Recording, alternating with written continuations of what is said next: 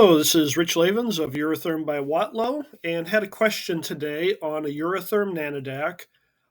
Question was, how do I go in and change my set point limits? So we're going to do a quick video on this.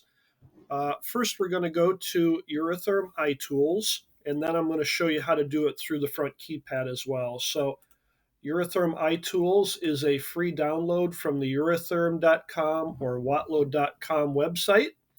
So we're going to find a folder called Eurotherm iTools, and we are going to go into iTools Engineering Studio.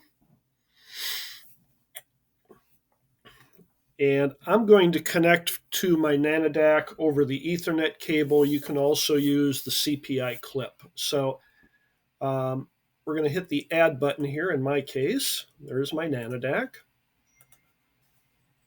And we'll give it just a second to go out and find that unit. And there we found it. Up here, the two little arrows, we're synchronizing with that nanodac, so we can't do anything until it's established. So here it's now done. It shows you a representation, a little cube of the instrument, and then the name of the device, which is nanodac. So a couple different ways in iTools. We're going to go to this Parameter Explorer and click here. And then once we're in Parameter Explorer, there's two places we're going to need to check. So first, I'm going to check our channel folder, which is down here. So there's channel. We're going to actually drop that down and select channel 1. And then you'll notice up here, our limits are 0 to 900 degrees C. I can't change that at the moment. Reason being is anything in blue font is read only. But if I come up here to my access level, it's going to ask me, do I want to log into configuration? And I do. You'll have to enter your passphrase. But now you can see that what was blue font is now black representing read-write. And that's going to change depending on your access level. So up here, the access level would be the equivalent of logging into engineer mode through the faceplate of the instrument. And now I'm here, so if I want to change that to 1,000, we can do that. There, you can see it change. So that's looking at the input. So think of that 0 to 1,000 as the display range of the instrument. So we've done that. But the other place I want to check is I want to come down to the loop, again down here. And we're going to go to loop 1 in this case. And then the set point. You can see the set point up here retained the old setting. So although I could go and view 0 to 1,000, I'm limiting the set point itself to 900. So you may want to change that there as well. So we've done that. That really should do it. We're going to pop back out of the access mode by clicking this. You'll notice when I'm in access, it's a yellow background with a black wrench.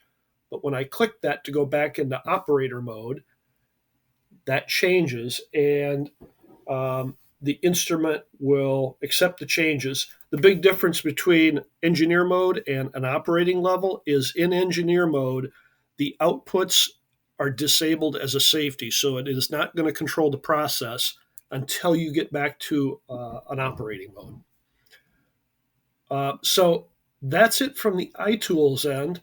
Let's pop over to the instrument end, and I'll show you how to do the same thing through the keypad.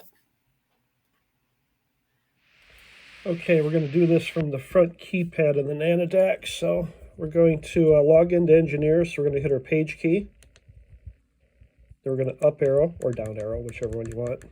Log in to engineer. And then the engineer password you'll have to put in. So we're going to enter that. And then once you have that entered, hit the page key and accept it. So there's two places you'll need to change that set point limit at. So first place is I go to channel, and channel 1 in this case. So here, it's set up for a type K thermocouple, but my range is 0 to 500. So if I want to change that range, go to the 500, and we'll just put in 900.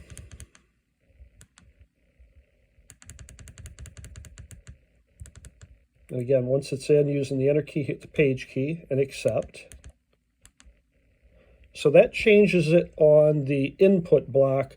Then the other place you probably want to check is go to the loop block to make sure your set point also changed with that. So we're going to go to loop 1, and then under the set point tab, you can see it's still set for the previous one. So we're going to go back in and change the range high also to 900.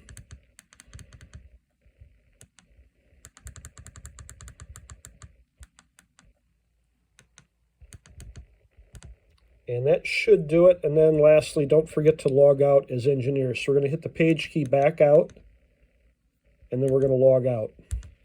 Or else the controller's not going to do a thing because it disables the outputs as a safety until you're back into some other level other than engineer. Anyway, hope you find this helpful. Thank you. Bye.